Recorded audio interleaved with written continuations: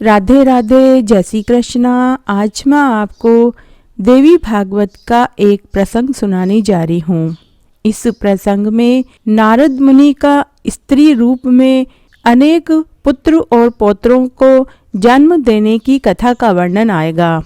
नारद मुनि को मायावश स्त्री के रूप की प्राप्ति, राजा तालध्वज से विवाह, नारद मुनि को स्त्री रूप में अनेक पुत्र और पौत्रों की प्राप्ति हुई, फिर सबका मरण और शोक। बाद में भगवत कृपा से नारद जी को पुनः स्वरूप की प्राप्ति का वर्णन आएगा। यह बड़ी ही रोचक और पावन कथा है। आइए अब हम श्रीमद् देवी भागवत के इस प्रसंग को सुनते हैं। नारद मुनि ने व्यास जी से कहा कि एक समय की बात है, मैं भगवान विष्णु के साथ वन में घूम रहा था। आपस में कुछ विनोद की बातें चल रही थी। उसी क्षण मुझे अनायास ही स्त्री हो जाना पड़ा। प्रभु की माया के बल से मोहित हो जाने के कारण मैं एक राजा की स्त्री बन गया और उस राजभवन में रहकर मैंने बहुत से पुत्र प्रसव किए। तब व्यास जी ने नारद मुनि से कहा कि आप हमें उस कथा को सुनाइए। तब नारद जी कहते हैं, हे मुनिवर, मैं इस पावन कथा को सुनाने जा रहा हूँ, ध्यान पूर्वक सुनो। माया के अत्यंत गूढ़ रहस्य को योगवेता मुनि भी जानने में असमर्थ हैं। चर अचर संपूर्ण जगत तथा ब्रह्मा से लेकर स्तंभ पर्यंत सब के सब माया के अधीन हैं। एक समय की बात है, अद्भुत कर्म करने वाले भगवान विष्णु के दर्शन की इच्छा मेरे मन में उत्पन्न हुई। अतः मैं स्वर्ग से चल दिया। मैं मनोहर श्वेत दीप में जा रहा था। मेरे द्वारा स्वर और तान से सुशोभित विशाल वीणा बज रही थी। साम आदि 7 स्वरों के साथ मैं संगीत का गायन कर रहा था। श्वेत दीप में पहुंचने पर मुझे देवाधिदेव भगवान विष्णु के दर्शन हुए। वे हाथ में चक्र गदा धारण किए हुए थे। कौस्तुभमणि उनके वक्ष स्थल की शोभा बढ़ा रही थी। मेघ के समान श्यामल वर्ण वाले श्री हरि 4 भुजाओं से सुशोभित थे। उन्होंने पीतांबर पहन रखा था, मुकुट और बाजूबंद से विभूषित किए हुए थे। उस समय मनोहारिणी लक्ष्मी के साथ वे क्रीड़ा कर रहे थे। संपूर्ण शुभ लक्षणों से संपन्न तथा समस्त अलंकारों से अलंकृत भगवती लक्ष्मी मुझे देखकर वहां से हट गई। लक्ष्मी जी को भवन में गई देखकर मैंने वनमाला धारण करने वाले देवाधिदेव जगत प्रभु भगवान विष्णु से पूछा, हे देव, शत्रुओं का संहार करने वाले पद्मनाभ भगवान, मुझे आते हुए देखकर भगवती लक्ष्मी जी आपके सामने से क्यों चली गई? हे जगत गुरु, मैं न कोई नीच हूँ न धूर्त हूँ। हे जनार्दन, मैं एक तपस्वी हूँ। इंद्रियां मेरे वश में रहती है। मैंने क्रोध पर विजय प्राप्त कर ली है। माया का मुझ पर कभी कुछ भी वश नहीं चल सकता। मैंने उस समय जो कुछ भी कहा उसके प्रत्येक शब्द में अभिमान भरा हुआ था। उसे सुनकर भगवान श्री हरि का मुखमंडल मुस्कान से भर गया। वीणा के समान मधुर वाणी में वे मुझसे कहने लगे, हे नारद, यह काम नीति के विरुद्ध है। स्त्री को चाहिए कि पति के सिवा कभी किसी दूसरे पुरुष के समक्ष ऐसा व्यवहार न करे। हे विद्वान, जो पवन पर अधिकार पा चुके हैं, जिन्होंने सांख्य शास्त्र का गहरा अध्ययन किया है, जो बिना कुछ खाए पिए निरंतर तपस्या में रत रहते हैं तथा इंद्रियां जिनके सदा वश में रहती है, उन योगियों के लिए भी माया अत्यंत अजेय है। संगीत की उत्तम जानकारी रखने वाले हे मुनिवर, आपने अभी जो कहा कि मैं माया पर विजय पा चुका हूँ, सो यह बात कभी भी किसी के सामने भी नहीं कहनी चाहिए। जब सनकादि मुनि भी माया को जीतने में असफल रहे, तब तुम तथा दूसरे किसी देवता की क्या गणना की जाए? देवता, मानव अथवा पशु का शरीर धारण करने वाले प्राणी भला अजन्मा माया को कैसे जीत सकते हैं? वेद के ज्ञाता, योग साधन में निपुण, सर्वज्ञ एवं जितेंद्रिय, सत्व रज तमो में किसी भी पुरुष के लिए माया पर विजय प्राप्त करना संभव नहीं है। काम भी माया का ही रूप है, उसकी कोई पृथक आकृति नहीं है। छिपे रूप में रहकर वह विद्वान मूर्ख अथवा मध्यम श्रेणी के सभी प्राणियों को अपने वश में किए रहता है। कभी कभी तो वह काम धर्मज्ञ पुरुष के चित्त में भी क्षोभ उत्पन्न कर देता है। फिर स्वभाव अथवा कर्म से उसकी चेष्टा समझ ली जाए, ये बड़ा ही कठिन काम है। तब नारद जी कहते हैं, हे रमापते, माया का कैसा रूप है, उसकी कैसी आकृति है, उसमें कितनी शक्ति है, वह कहाँ रहती है और किसके आधार पर ठहरी है, यह मुझे बताने की कृपा कीजिए। जगत को धारण करने वाले हे लक्ष्मीकांत भगवान, मुझे उस माया को देखने और जानने की उत्कंठ इच्छा हुई है। आप शीघ्र ही उसे दिखा और समझाकर मुझे प्रसन्न करने की कृपा कीजिए। भगवान विष्णु बोले, अखिल जगत को धारण करने की शक्ति रखने वाली वह माया त्रिगुणात्मक, सर्वज्ञा, सर्वसम्मता, अजेया और अनेक रूपा है। यह संपूर्ण संसार में व्यापक होकर रहती है। हे नारद, तुम्हें यदि उसे देखने की इच्छा हो तो अभी गरुड़ पर चढ़ो, हम दोनों एक अन्य लोक में चलेंगे। ब्रह्मपुत्र नारद जी, वहां मैं तुम्हें अजितात्माओं के लिए अजय उस माया का दर्शन करवाऊंगा। उसे देखने के पश्चात फिर तुम्हें अपने मन में विषाद को स्थान नहीं देना चाहिए। इस प्रकार देवाधिदेव भगवान विष्णु ने मुझसे कहकर विंता नंदन गरुड़ को याद किया। स्मरण करते ही गरुड़ उनके सामने आ गए। गरुड़ को आया देखकर भगवान विष्णु उस पर सवार हुए और मुझे भी चलने के लिए आदर पूर्वक पीछे बैठा लिया। वायु के समान तीव्रगामी गरुड़ ने अब बैकुंठ से यात्रा कर दी। भगवान श्री हरि जिस ओर जाना चाहते थे उधर के लिए संकेत कर दिया। यूं बहुत से विशाल वन, दिव्य सरोवर, नदियां, ग्राम, नगर, पर्वत के आसपास के गांव, गौओं के गोष्ठ, मुनियों के मनोहर आश्रम, सुंदर बावड़ियां, छोटे बड़े तालाब, कमल से सुशोभित अगाध जल वाली झीलें, मृगों एवं वराहों के बहुत से झुंड हमें दृष्टि गोचर हुए। गरुड़ पर बैठकर इन सब पर दृष्टि डालते हुए हम दोनों कान्य कुब्ज के पास पहुंच गए। वहां एक दिव्य सरोवर दिखाई पड़ा। कमल उस सरोवर की शोभा बढ़ा रहा था। हंस, सारस और चक्रवाकों से वह बड़ा ही मनोहर जान पड़ता था। अनेक प्रकार के विकसित कमलों से वह सुशोभित था। उसका जल बड़ा ही पवित्र एवं मधुर था। झुंड के झुंड भ्रमर गुंजन कर रहे थे। उसे देखकर भगवान श्री हरि ने मुझसे कहा। श्री भगवान बोले, नारद, सारसों की बोली से शोभा पाने वाले इस अगाध सरोवर को देखो। इसमें चारों ओर कमल खिले हुए हैं। यह निर्मल जल से परिपूर्ण है। यहाँ स्नान करने के पश्चात श्री हरि ने हंसकर मेरी तर्जनी उंगली पकड़ ली। उस सरोवर की बार बार प्रशंसा करते हुए वे मुझे तीर पर ले आए। अत्यंत मनोहर छाया से उसका तट सुशोभित हो रहा था। कुछ समय तक हमने वहां विश्राम किया। तदनंतर भगवान ने मुझसे कहा, मुनि, अब तुम पहले इस स्वच्छ जल में स्नान करो। साधु पुरुषों के चित्त की भांति इसका जल अत्यंत स्वच्छ है। विशेषता यह है कि कमलों के पराग से इसका जल सुवासित हो चुका है। इस प्रकार कहकर भगवान ने मुझसे वीणा और मृग चर्म ले लिया। स्नान करने की बात मेरे मन में जच गई। मैं प्रेम पूर्वक तट पर चला गया। हाथ पैर धोने के पश्चात मैंने शिखा बांधी, हाथ में कुश ले लिया और आचमन करके मैं उस पवित्र जल में स्नान करने लगा।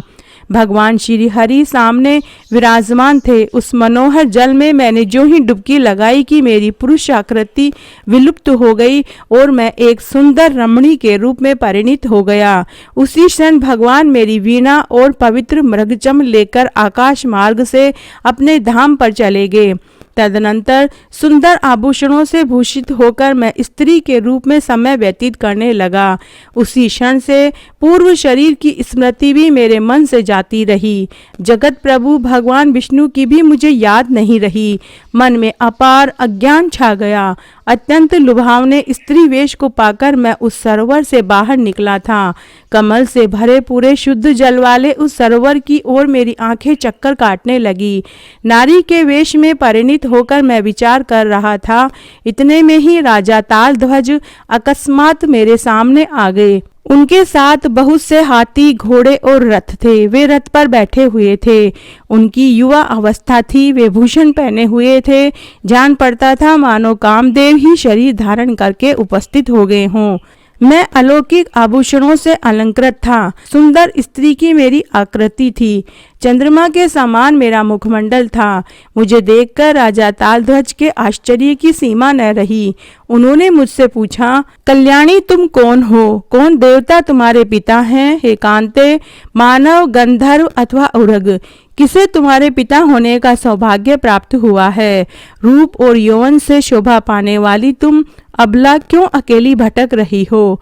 हे सुलोचने, तुम्हारा विवाह हो चुका है अथवा तुम अभी कुमारी हो? सच्ची बात बताना। उत्तम वेणी से शोभा पाने वाली हे सुमध्यमे, तुम इस तालाब पर क्या देख रही हो? कामदेव को मोहित करने की योग्यता रखने वाली हे पिकवयनी प्रिय, तुम अपना अभिप्राय व्यक्त करो। हे मरालाक्षी कृशोदरी, यदि तुम कुमारी हो तो मुझ श्रेष्ठ पति को पाकर मेरे संयोग से मनो अभिलक्षित भोग प्राप्त कर सकती हो, इसमें कुछ भी संदेह नहीं है। नारद जी कहते हैं, इस प्रकार राजा तालध्वज के पूछने पर मैंने मन में सम्यक प्रकार से विचार किया। तदनंतर उनसे कहा, हे राजन, मैं निश्चित रूप से नहीं जानती कि मैं किसकी कन्या हूँ। मेरे माता पिता कहाँ हैं और कौन है? मुझे इस तालाब पर कौन लाया है, इसका भी मुझे ज्ञात नहीं है। हे राजेंद्र, मैं क्या करूँ, कहाँ जाऊँ? कैसे मुझे सुख की घड़ी सुलभ हो सकेगी? मेरा कोई भी आश्रय ठिकाना नहीं है। इस प्रकार की चिंताएं मेरे मन में छाई हुई है। हे राजन, देव की महिमा सर्वोपरि है। मेरा कोई भी पुरुषार्थ काम नहीं कर पाता।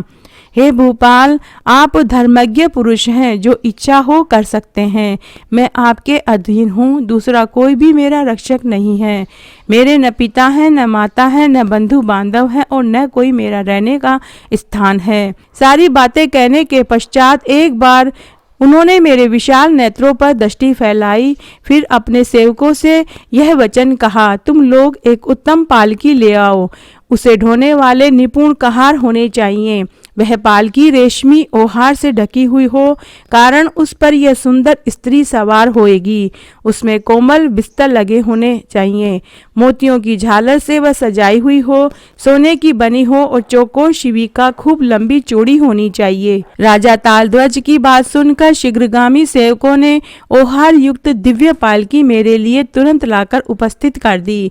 उस नरेश का प्रिय कार्य करने के विचार से मैं उस शिविका पर जा बैठी। वे मुझे अपने घर ले आए और बड़े आनंदित हुए। उत्तम दिन और लग्न उपस्थित होने पर वैवाहिक विधि के अनुसार अग्नि के साक्षित्व में राजा ने मेरे साथ विवाह कर लिया। उस समय मैं परम सुंदरी स्त्री के वेश में था। राजा तालध्वज प्राणों से भी बढ़कर मुझसे प्रेम करते थे। उन्होंने मेरा नाम रख दिया सौभाग्य सुंदरी। मेरे साथ रमण करते हुए राजा के सुख की कोई सीमा नहीं थी। कामशास्त्र के अनुसार भांति भांति के भोग विलास हमें सुलभ हो रहे थे। राज्य का प्रबंध छोड़कर मेरे साथ क्रीड़ा करने में ही राजा का सारा समय व्यतीत होने लगा। काम कला में अत्यंत आसक्त होने के कारण जाते हुए समय पर उनका कुछ भी ध्यान न रहा। अनेकों उपवन, मनोहर बावड़ियां, सुंदर भवन, उत्तम अटारियां, ये सभी हमारे विहार स्थल का काम कर रही थी। उस समय राजा तालध्वज पर मेरा असीम अनुराग हो रहा था। क्रीड़ा के रस ने मेरी सारी विवेक शक्ति नष्ट कर दी थी। पहले मेरा शरीर पुरुष का था, वह मुनि कुल में मेरी उत्पत्ति हुई थी, यह बात मुझे तनिक भी याद नहीं थी। ये मेरे पति देव हैं, मैं इनकी भार्या हूँ। अनेकों स्त्रियों की अपेक्षा मैं इन्हें अधिक प्रिय हूँ। मुझे पटरानी होने का सौभाग्य प्राप्त हुआ। मैं सती साध्वी एवं विलासज्ञ हूँ। मेरा जीवन सफल है।